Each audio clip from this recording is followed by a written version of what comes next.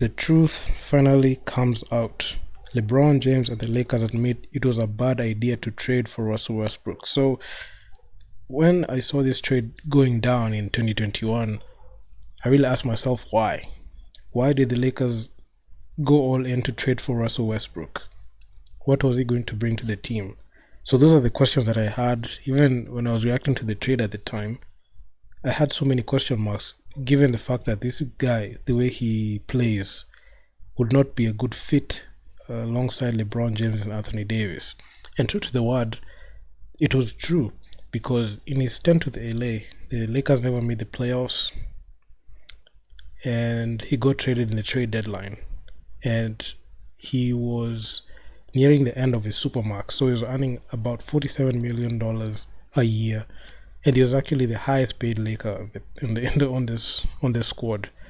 So trading for him set the team back for years because of the amount of cap space that they had to that was committed on him. So in 2021, the Los Angeles Lakers pulled off this trade, but Russell Westbrook was not a good fit and it ended up as a total disaster. So now an ESPN report states that LeBron James and the Lakers will admit that they made a mistake by trading for Russell Westbrook. So sources told ESPN that every member of the organization involved in the Russell Westbrook trade, including LeBron James, will admit they misjudged it, owning part of the blame. So this is an article from Fadeaway World, and my god, it's true.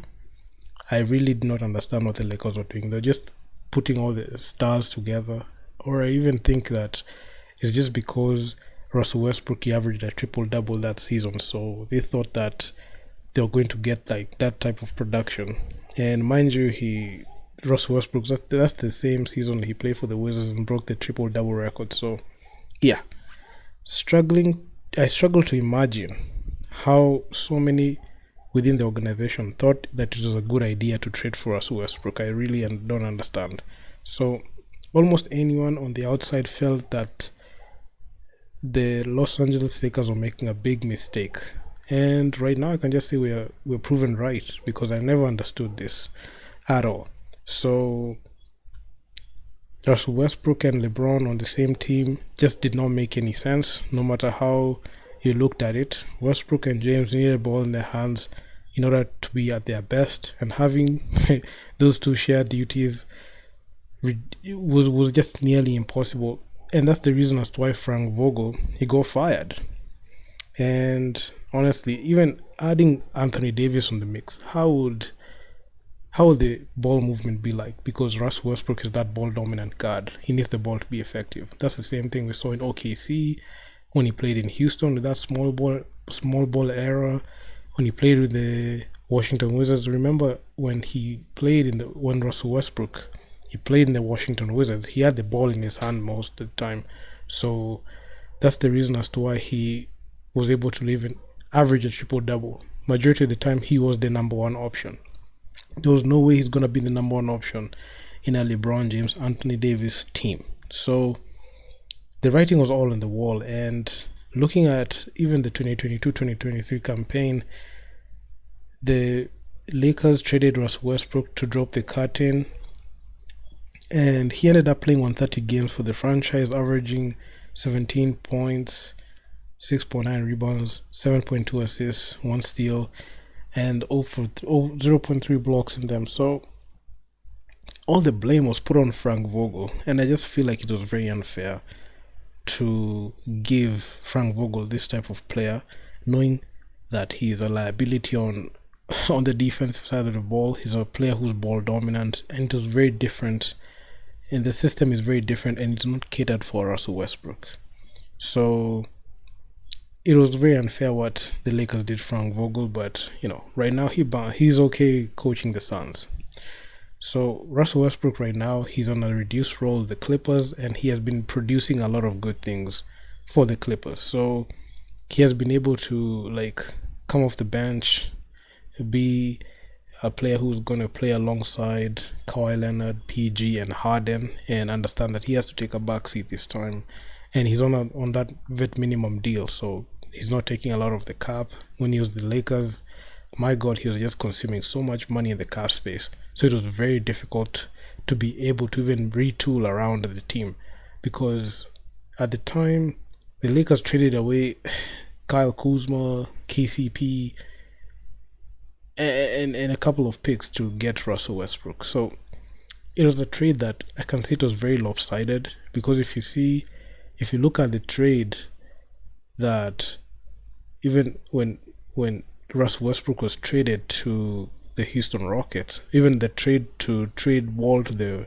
Rockets was just like a one. It was like 1-for-1 and a few draft picks there. So you could see his stock was just plummeting, and just giving away those much assets to get a Russell Westbrook who was very ineffective on the court was just a bad move. And right now they're just trying to pick up where they left off, and hopefully the Lakers will be able to learn from this. And I was actually cringing when I was watching the Russell Westbrook games, because I just knew they were all televised, and majority of the time he was just going to get made fun of.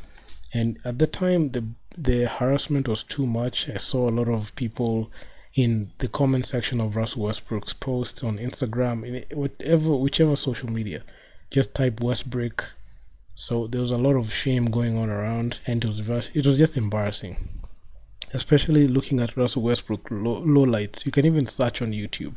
There's so many clips of Russell's lowlights, to the point where, man, it was just so difficult to see.